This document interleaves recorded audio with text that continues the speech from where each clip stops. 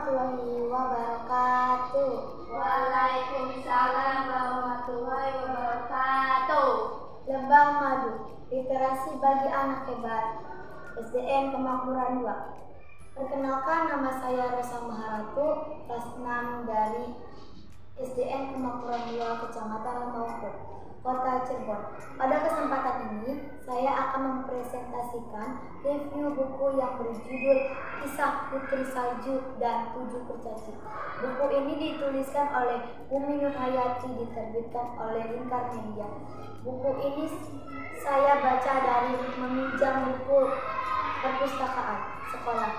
Ini review yang saya gunakan adalah AI yang mencangkup alasan, isi, dan hikmah. Saya mengambil buku ini karena buku ini menceritakan kisah Putri Salju dan 7 Kurcaci. Lalu di dalam bukunya terdapat gambar yang menarik. Buku ini menceritakan seorang putri yang cantik rupawan bernama Putri Salju. Wajahnya ayu, kulitnya bersih, dan rambutnya hitam lebat. Pipinya merah menggemaskan, tapi ia hidup sebatang kara. Ibunya meninggal dunia saat ia dilahirkan. Ayahnya menikah lagi dengan ratu yang buruk. Putri Salju tak pernah merasakan kasih sayang yang tulus dari ibu tirinya. Ibu tiri Putri Salju mempunyai cermin ajaib. Ratu Elvira bertanya dengan cermin benggala. Cermin benggala, siapakah wanita tercantik di dunia?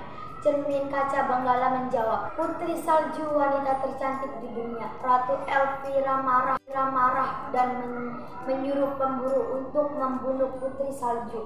Namun pemburu tidak tega untuk membunuh dan akhirnya jantungnya diganti dengan jantung kera. Putri Salju akhirnya nyasar ke hutan dan Putri Salju menemukan rumah kecil dan Putri Salju akhirnya masuk ke rumah kecil itu berantakan. Ia membersihkan rumah tersebut. Setelah itu Putri Salju merasa lelah. Ia melihat ada kamar kecil untuk ia istirahat. Tidak berapa lama kemudian datanglah sekelompok kurcaci. Kurcaci bingung dengan wanita cantik yang sedang tidur. Putri Salju terbangun karena ia mendengar suara berisik yang mengganggu tidurnya. Putri Salju bercerita ke 7 kurcaci bahwa ibu tirinya yang jahat. Ia pun menjadi sedih karena dia tidak pernah merasakan kasih sayang dari ibu tirinya.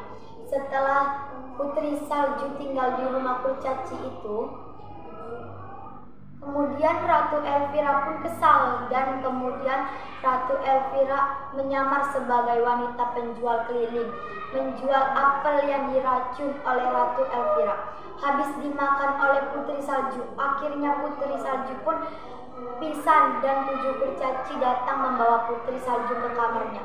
Kemudian Ratu Elvira pun menjadi senang gembira. Disangka Ratu Elvira Putri Salju mati, ternyata bisa bangun kembali. Setelah itu Ratu Elvira menyamar lagi mengasih sisir ke Putri Salju dan akhirnya Putri Salju meninggal. Kemudian datanglah pangeran itu menolong Putri Salju dan membawa ke kerajaan dan Putri Salju bangun kembali. Ratu Elvira yang jahat itu akhirnya mati ketika hendak pergi membunuh Putri Salju. Karena tahu Putri Salju masih hidup, Ratu Elvira jatuh ke jurang bersama kereta kudanya. Putri Salju akhirnya menikah dengan pangeran. Mereka hidup bahagia tua.